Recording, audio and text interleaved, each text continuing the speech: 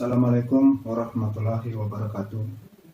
Saya Muhammad Mahmud Muhammadin, calon guru penggerak angkatan keempat dari Kabupaten Muna.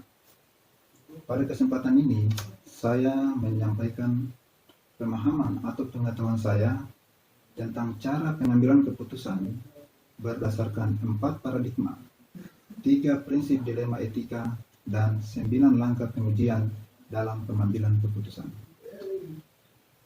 Kita seorang pendidik, sebagai pemimpin pembelajaran, di dalam menjalankan tugas keseharian kita, sering sekali diperhadapkan dengan kondisi atau situasi yang masuk pada dilema etika atau bujukan moral.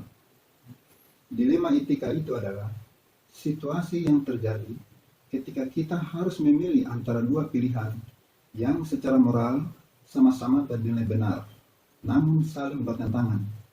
Memilih rasa keadilan dan rasa kasihan demi kebaikan, memilih kebenaran atau kesetiaan, memilih individu atau kelompok, dan memilih jangka pendek atau jangka panjang.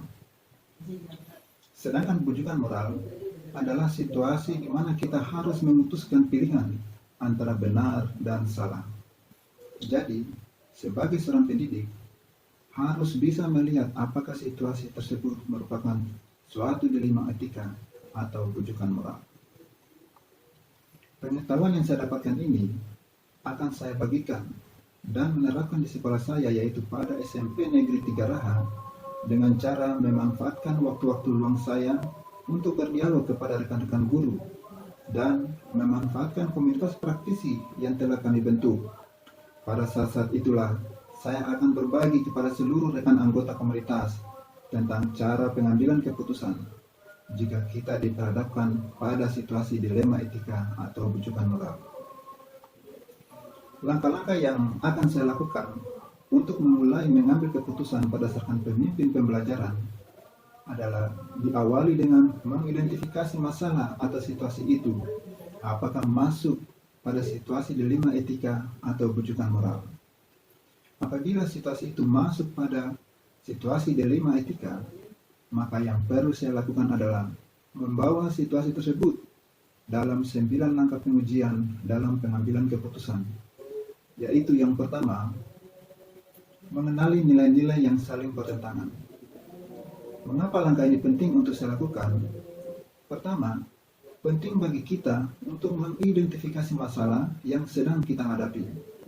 Kadang kita langsung mengambil keputusan tanpa menilai dengan lebih seksama, yang pada akhirnya keputusan yang kita ambil itu tidak tepat dan bahkan mempunyai dampak negatif yang memunculkan masalah baru. Kedua, penting bagi kita untuk memastikan bahwa masalah yang kita hadapi itu betul-betul berhubungan dengan aspek moral atau sekedar masalah yang berhubungan dengan sopan santun dan norma sosial. Langkah kedua, menentukan siapa yang terlibat dalam situasi ini. Bila kita telah mengenali bahwa ada masalah moral di situasi yang sedang kita hadapi, pertanyaannya adalah, dilema siapakah ini? Bukan berarti kalau permasalahan tersebut bukan dilema kita, maka kita menjadi tidak peduli atau tidak terpanggil untuk melibatkan diri pada situasi tersebut. Karena kalau permasalahan ini sudah menyangkut aspek moral, kita semua seharusnya merasa terpanggil. Langkah ketiga, yaitu kita mengumpulkan fakta-fakta yang relevan dengan situasi ini. Proses pengambilan keputusan yang baik membutuhkan data yang lengkap dan detail. Apa yang terjadi di awal situasi tersebut? Bagaimana hal itu terkuak? Apa yang akhirnya terjadi? Siapa berkata apa pada siapa? Kapan mereka mengatakannya? Data-data tersebut penting karena dilema etika tidak bersifat teoritis, namun ada faktor-faktor pendorong dan penarik yang mempengaruhi situasi tersebut, sehingga data yang detail akan menjelaskan alasan seseorang melakukan sesuatu. Langkah keempat, yaitu kita mengadakan pengujian benar atau salah. Yang pertama, uji legalitas. Yang menjadi pertanyaan penting untuk diuji adalah, apakah ada aspek pelanggaran hukum dalam situasi itu? Bila jawabannya adalah iya, maka situasi yang ada bukanlah antara benar lawan benar atau disebut dengan dilema etika, namun antara benar lawan salah atau yang disebut dengan bujukan moral. Yang kedua, uji regulasi atau standar profesional. Bila situasi yang dihadapi adalah dilema etika dan tidak ada aspek pelanggaran hukum di dalamnya, apakah ada pelanggaran peraturan atau kode etik di dalamnya? Misalnya konflik yang terjadi pada seorang guru yang mengajar tidak sesuai dengan kurikulum. Anda tidak bisa dihukum karena melanggar kode etik profesi Anda, tapi Anda akan kehilangan respek atau rasa hormat sehubungan dengan profesi Anda. Selanjutnya, uji intuisi. Langkah ini mengandalkan tingkatan perasaan dan intuisi Anda dalam merasakan apakah ada yang salah dalam situasi ini. Uji intuisi ini akan mempertanyakan apakah tindakan ini sejalan atau berlawanan dengan nilai-nilai yang Anda yakini. Selanjutnya, uji publikasi. Apa yang Anda akan rasakan bila keputusan ini dipublikasikan di media cetak maupun elektronik dan menjadi viral di media sosial? Sesuatu yang Anda anggap merupakan ranah pribadi Anda tiba-tiba menjadi konsumsi publik. Coba Anda bayangkan, bila hal itu terjadi, bila Anda merasa tidak nyaman, kemungkinan besar Anda sedang menghadapi situasi benar lawan salah atau bujukan moral. Yang kelima, uji panutan idola. Di dalam langkah ini, Anda akan membayangkan apa yang akan dilakukan oleh seorang yang merupakan panutan Anda. Misalnya ibu Anda atau kepala sekolah Anda. Tentunya di sini fokusnya bukan pada ibu atau kepala sekolah Anda, namun keputusan apa yang kira-kira akan beliau ambil, karena beliau adalah orang yang menyayangi Anda dan orang yang sangat berarti bagi Anda. Bila situasi dilema etika yang Anda hadapi diuji intuisi dengan berpikir berbasis peraturan, uji publikasi berhubungan dengan berpikir berbasis hasil akhir, atau uji panutan atau idola berhubungan dengan prinsip berpikir berbasis rasa peduli, tersebut gagal salah satu atau bahkan lebih dari satu, maka sebaiknya jangan mengambil risiko membuat keputusan yang membahayakan atau merugikan diri Anda, karena situasi yang Anda hadapi bukanlah situasi moral dilema, tapi bujukan moral. Langkah kelima, yaitu pengujian paradigma benar lawan benar. Dari 4 paradigma berikut ini, paradigma mana yang terjadi di situasi yang sedang Anda hadapi? Apakah individu lawan masyarakat? Apakah rasa keadilan lawan rasa kasihan?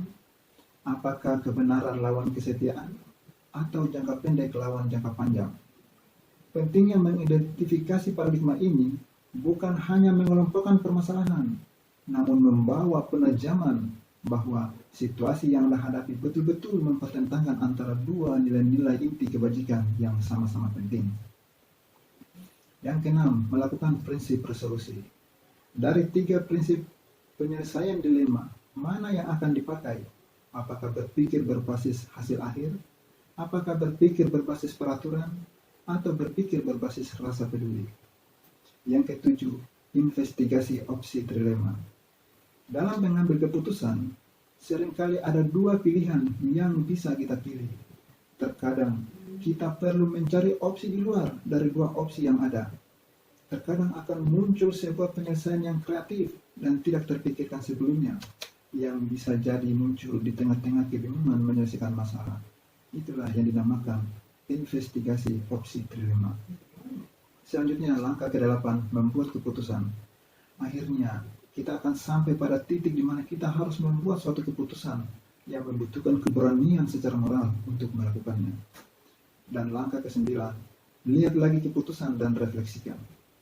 Ketika keputusan sudah diambil, kita kembali proses pengambilan keputusan dan ambil pelajarannya untuk dijadikan acuan bagi kasus-kasus selanjutnya. Jika saya ditanya kapan saya akan menerapkan langkah-langkah tersebut, tentunya saya akan menerapkannya jika di lingkungan saya berada menghadapi situasi dilema etika atau bujukan moral. Yang menjadi pendamping saya dalam menjalankan pengambilan keputusan sebagai pemimpin pembelajaran dan menjadi teman diskusi yang menentukan apakah langkah-langkah yang saya ambil telah tepat dan efektif adalah tentunya rekan saya sesama CGP, yaitu Ibu Kasmina, kepala sekolah, dan rekan-rekan guru yang ada di sekolah tempat saya mengajar. Demikianlah penyampaian saya tentang pemahaman dan pengetahuan saya tentang pengambilan keputusan sebagai seorang pemimpin pembelajaran. Terima kasih. Wassalamualaikum warahmatullahi wabarakatuh.